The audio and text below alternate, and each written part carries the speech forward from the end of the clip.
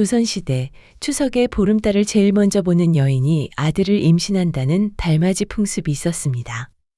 추석 저녁 해가 뉘엿뉘엿 넘어가고 있었습니다. 마을 뒷산 높은 언덕에 여인들이 하나둘 모여들기 시작했습니다. 모두 하늘을 올려다보며 달이 뜨기를 기다렸습니다. 올해는 꼭 아들을 점지받고 싶어요.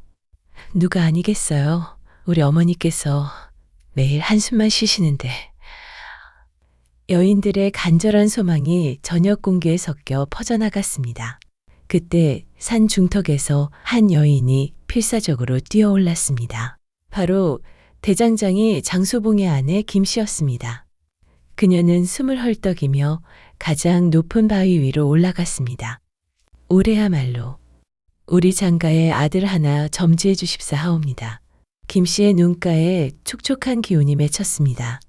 그녀는 집에 있는 5 딸들을 떠올렸습니다. 며칠 전 장소봉의 대장간에서 있었던 일이었습니다. 쇠를 두드리는 장소봉은 오라만 체구에 검게 그을린 얼굴을 가진 사내였습니다.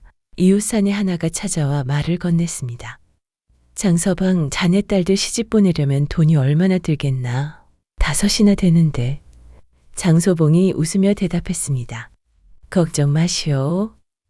내 딸들 모두 예쁘고 현숙하니 좋은 데로 시집 보낼 수 있을게요. 그래도 재산은 어찌할 텐가. 대를 이을 아들이 없으면. 장소봉의 망치질이 잠시 멈췄습니다. 그의 표정이 굳어졌습니다. 그는 대장간 한쪽에 놓인 조상의 위패를 바라보았습니다. 그건 나도 알고 있소. 딸들은 내 목숨보다 소중하오. 하나하나가 다 내 피부치오. 하지만 그가 무겁게 말을 이었습니다. 우리 선친께서 그리고 선친의 선친께서 대대로 지켜온 제사를 내 대에서 끊을 수는 없지 않겠소? 딸들을 사랑하는 것과 제사를 지낼 아들이 필요한 것은 다른 문제요. 이웃 사내가 고개를 끄덕였습니다. 자네 마음 이해하네. 이번 추석 달맞이에 소원이 이루어지길 바라겠네. 같은 시각 마을 반대편에 있는 김만월의 집. 김만월은 그 인근에서 아주 유명한 농부였습니다. 다름 아닌 아들만 5명이었기 때문이죠. 아들 부잣집으로 소문난 집이었습니다. 그들 옆집이 바로 장소봉의 집이었습니다. 한 집은 아들 5, 한 집은 딸 5. 참으로 기묘한 인연이었습니다. 부엌에서는 김만월의 아내 박씨가 조용히 음식을 준비하고 있었습니다. 그녀는 일부러 창문도 보지 않고 부엌 구석에 앉아 남은 맵쌀가루로 송편을 더 빚고 있었습니다. 올해는 꼭 장소봉댁 김씨 형님이 먼저 달을 보시길. 이웃의 소원이 이루어지는 것도 복이지요. 박씨는 속으로 중얼거리며 의도적으로 고개를 숙이고 송편만 빚었습니다.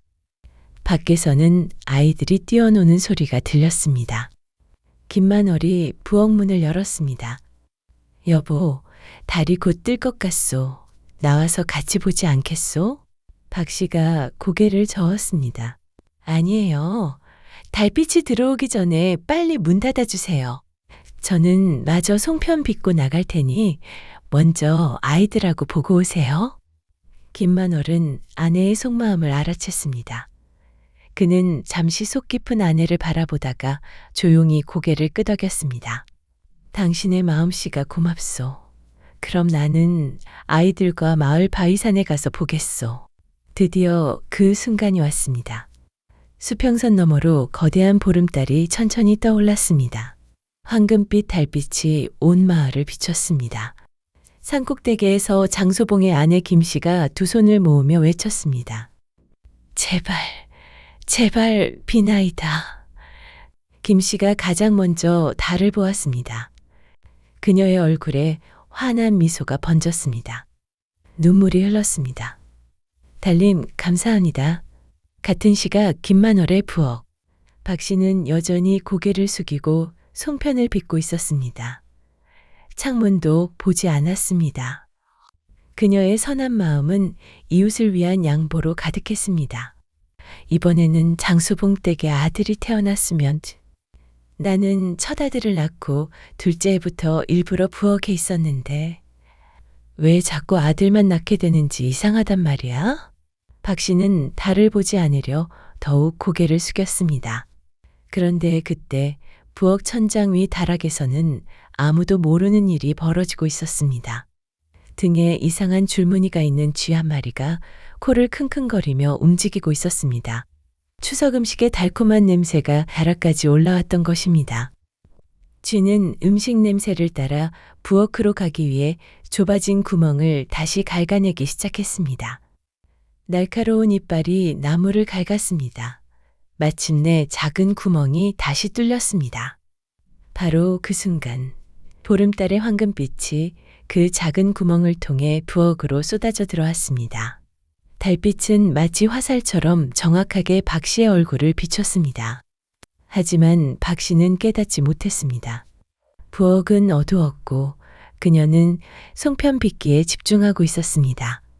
미세한 달빛이 잠깐 스쳤지만 그녀는 그저 촛불이 흔들린 것으로만 생각했습니다.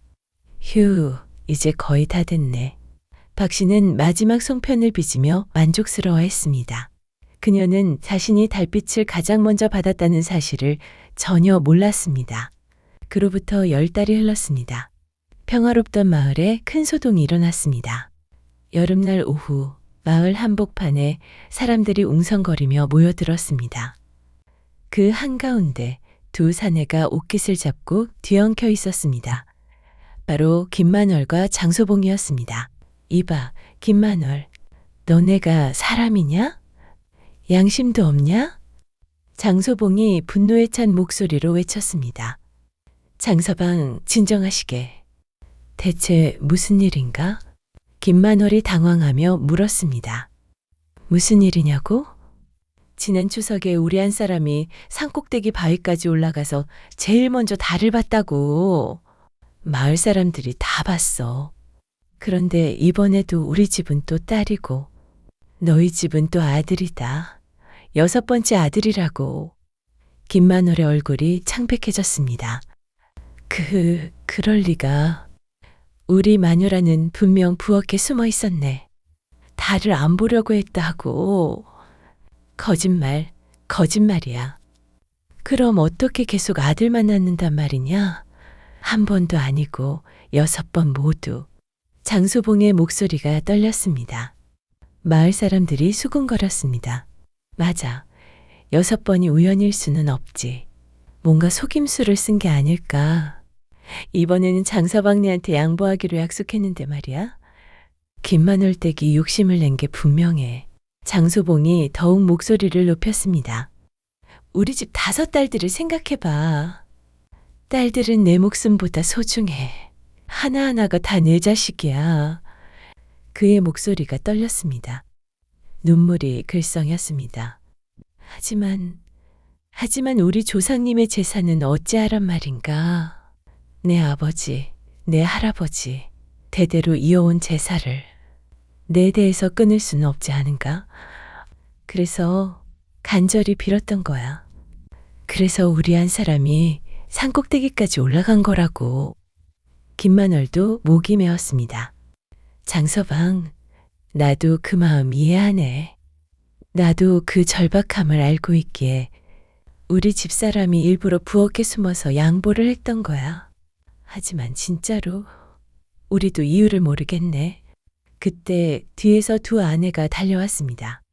서방님, 제발 그만하세요. 박 씨가 외쳤습니다. 여보, 진정하세요. 김 씨도 남편을 말렸습니다. 두 여인이 각자 남편을 붙잡았습니다.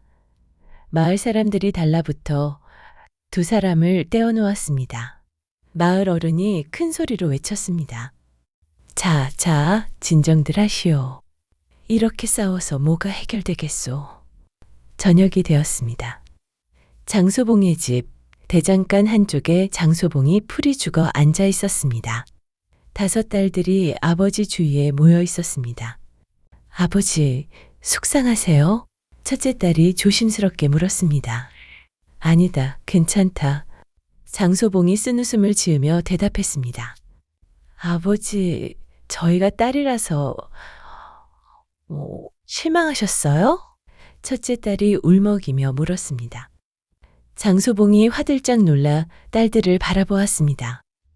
아니다. 절대 아니야. 너희들은 아버지의 보물이다. 너희 다섯이 있어서 아버지는 세상에서 가장 부자야. 그럼 왜 아들이 필요하세요? 셋째 딸이 울면서 물었습니다. 장소봉은 잠시 말을 잇지 못했습니다. 그는 벽에 걸린 조상의 위패를 바라보았습니다. 얘들아, 너희를 사랑하는 것과 조상님의 제사를 지내야 하는 것은 다른 문제란다. 우리 장씨 집안을 대대로 이어온 분들께 아버지는 제사를 올려야 할 의무가 있단다. 저희는 제사를 못 지내요? 둘째 딸이 물었습니다. 우리 조선의 법도가 그러하구나. 딸들은 시집을 가면 다른 집안 사람이 되는 것이고 아들만이 제사를 이어갈 수 있단다. 아버지, 딸들이 울먹였습니다. 장소봉이 딸들을 꼭 안았습니다. 미안하다. 너희 때문이 아니야. 세상의 법도가 그런 것이지 너희 잘못이 아니란다. 같은 시각 김만월의 집. 부엌에서 박 씨가 어리둥절한 표정으로 앉아 있었습니다. 김만월이 걱정스럽게 아내를 바라보았습니다. 여보, 당신은 정말 달을 안 봤소? 네, 저는 분명 부엌에만 있었어요. 당신도 봤잖아요. 창문도 안 봤고 밖에도 안 나갔어요.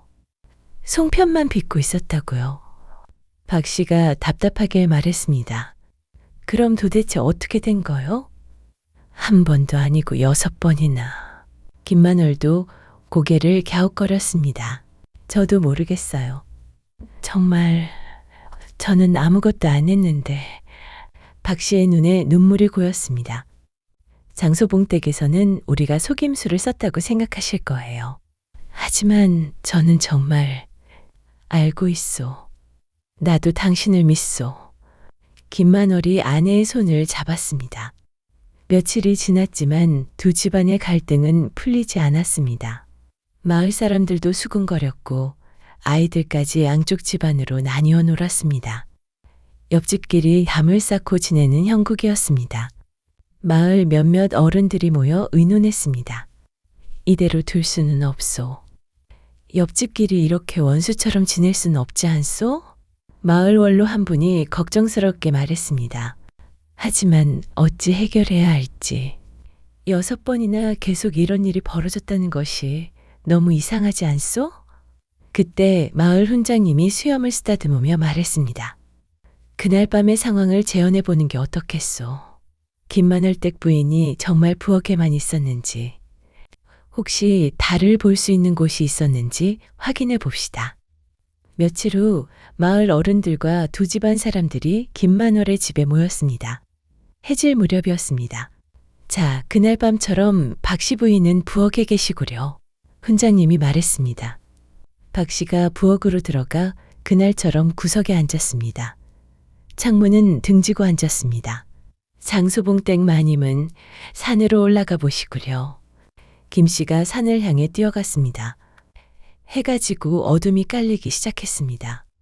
사람들은 숨을 죽이고 기다렸습니다. 드디어 보름달이 떠올랐습니다.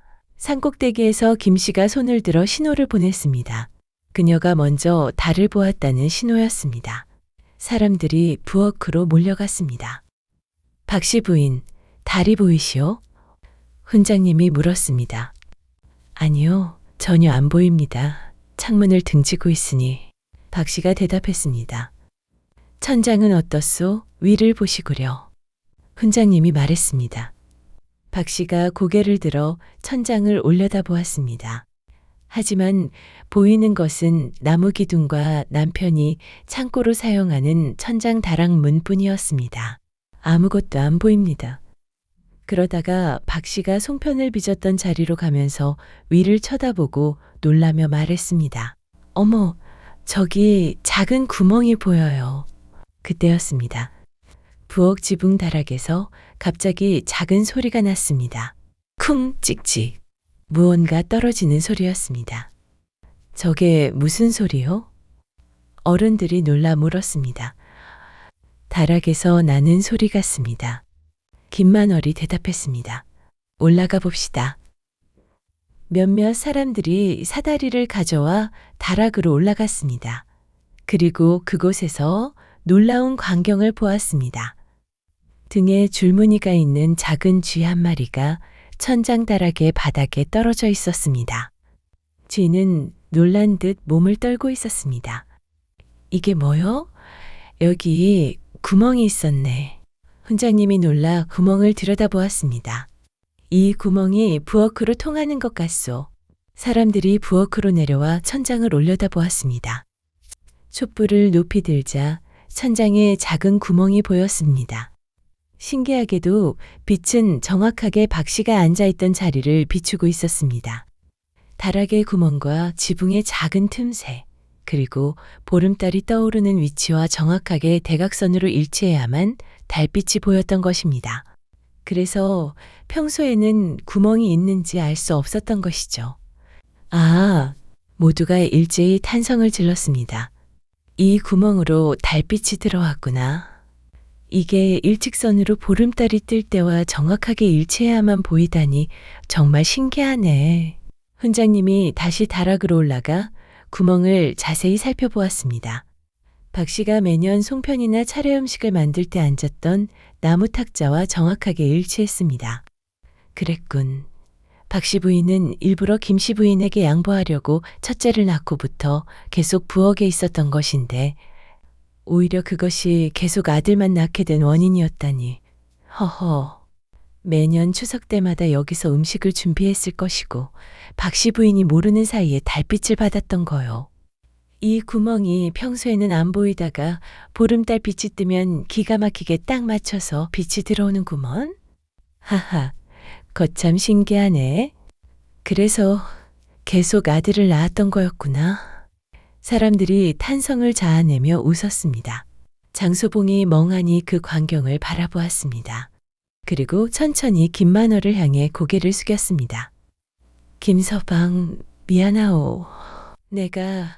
내가 오해를 했소이다. 정말 당신 부부는 아무 잘못이 없었소. 김만월도 장소봉의 손을 잡았습니다. 아니오, 장서방. 나도 이해하오. 그대의 절박한 마음을. 우리 집안도 이유를 몰라 답답했었소. 박 씨도 앞으로 나섰습니다. 저도 정말 제가 달을 봤다는 것을 몰랐어요. 부엌에만 있었는데. 김 씨가 박 씨의 손을 잡았습니다. 알고 있어요. 오히려 계속 양보하려고 한 거잖아요. 이제야 모든 게 이해가 되네요. 우리가 오해했어요. 두 부부가 서로를 끌어안았습니다. 마을 사람들이 박수를 쳤습니다. 장소봉이 다락의 쥐를 조심스럽게 들어 올렸습니다. 쥐는 여전히 몸을 떨고 있었습니다. 이 작은 것이 이 사단을 만들었구나. 그가 쥐를 내려다보며 말했습니다. 훈장님이 웃으며 말했습니다. 이 꼬마 쥐야, 너는 등에 신기한 줄무늬도 있고 보통 쥐는 1년을 넘기지 못하는데 영무리로구나. 배가 고파서 구멍을 뚫은 것인데 이 사단을 만들었구나. 하지만 네 덕분에 오해가 풀렸으니 가거라. 자유롭게 살아라. 장소봉이 쥐를 밖으로 놓아주었습니다. 쥐는 잠시 주위를 두리번거리다가 총총 달려가 어둠 속으로 사라졌습니다. 사람들이 모두 웃었습니다. 긴장이 풀리고 화해의 따뜻함이 번졌습니다. 자, 이제 화해주를 마시러 갑시다. 훈장님이 활짝 웃으며 말했습니다. 그리고 앞으로는 이 쥐구멍을 막아야겠습니다. 김만월이 웃으며 덧붙였습니다. 모두가 크게 웃었습니다. 오해가 풀리고 두 집안은 다시 화목을 되찾았습니다. 그리고 마침내 놀라운 일이 벌어졌습니다. 이듬해에 장소봉네 집은 아들 쌍둥이를 낳았습니다. 김만월 부부는 누구보다도 기뻐하고 축하해 주었습니다. 그로부터 10여 년이 흘렀습니다. 김만월의 집과 장소봉의 집은 그 어느 때보다 가까운 사이가 되었습니다. 두 집안의 아이들은 함께 자라며 형제처럼 지내게 되었습니다. 그리고 마침내 놀라운 일이 벌어졌습니다. 김만월의 첫째 아들과 장소봉의 첫째 딸이 혼례를 올렸습니다. 이어서 김만월의 둘째 아들과 장소봉의 둘째 딸도 혼인했습니다. 그 다음 해에는 김만월의 셋째 아들과 장소봉의 셋째 딸이 혼례를 올렸습니다. 이게 웬 경사요? 마을 사람들이 기뻐하며 축하했습니다. 아들 5집과 딸 5집이 사돈이 되다니. 그 쥐 덕분이구먼. 그 쥐구멍 덕분에. 혼례식 날 장소봉과 김만월은 술잔을 나누며 웃었습니다. 김서방, 아니 사돈. 그때 그 일이 있었기에 우리가 더 가까워진 것 같소. 소봉이 술잔을 들며 말했습니다. 그러게 말이오, 사돈. 이제 우리는 진짜 한 가족이 되었소이다. 김만월이 웃으며 대답했습니다. 그나저나 말이오. 내 딸들이 시집을 가더라도 나는 딸들도 차례나 제사에 참여할 수 있게 하려 하오. 명절과 차례라는 것은 조상님들의 은혜를 기리고 가족끼리 화목하게 지내라는 것이 진정한 뜻 아니겠소? 이보다 더 화목해지는 방법이 어디 있겠소? 장소봉이 진지하게 말했습니다. 좋은 생각이요. 딸이든 아들이든 모두 부모를 기리는 마음은 같은 것 아니겠소? 김만월이 고개를 끄덕였습니다. 두 사람은 술잔을 부딪히며 크게 웃었습니다. 주변 사람들도 함께 웃고 축배를 들었습니다. 혼례가 끝나고 사람들이 흩어진 저녁. 마을 한쪽에서 젊은 새댁 하나가 조용히 움직이고 있었습니다. 그녀는 주위를 두리번거리며 무언가를 찾고 있었습니다. 어디 갔을까, 그 쥐. 그녀는 김만월과 장소봉의 이야기를 들은 적이 있었습니다. 쥐가 뚫은 구멍 덕분에 아들을 낳았다는 이야기를. 그 쥐만 있으면 자신도. 마침내 그녀는 곡식 창고 근처에서 쥐 한 마리를 발견했습니다. 등에 특이한 줄무늬가 있는 쥐였습니다. 찾았다. 바로 너로구나. 그녀는 재빨리 쥐를 잡아 품 안의 작은 주머니에 넣었습니다. 쥐가 꿈틀거렸지만 그녀는 주머니를 꽉 쥐었습니다. 다음 추석에는 우리 집 차례야. 너를 우리 집 부엌 천장에 놓아주면 음식 냄새를 맡고 구멍을 뚫겠지? 그녀가 씩 웃으며 속삭였습니다. 달빛이 그녀의 뒷모습을 비췄습니다. 그녀는 미소를 지으며 주머니를 품에 안은 채 어둠 속으로 사라졌습니다. 쥐가 주머니 안에서 작게 찍찍 울었습니다. 마치 이제 또 매년 맛있는 음식을 먹을 수 있겠구나 하는 것처럼 말입니다. 추석달을 먼저 보면 아들을 낳는다는 속설은 그렇게 세대를 거쳐 이어졌습니다. 하지만 정말 중요한 것은 속설이 아니라 이웃을 배려하는 마음과 자식을 사랑하는 부모의 마음이 아니었을까요? 솔소려담 재밌게 보셨나요? 영상을 빠르게 만나보시려면 솔소려담 보름달을 클릭하여 구독을 눌러주세요. 새로운 영상이 올라오면 알람을 보내드립니다.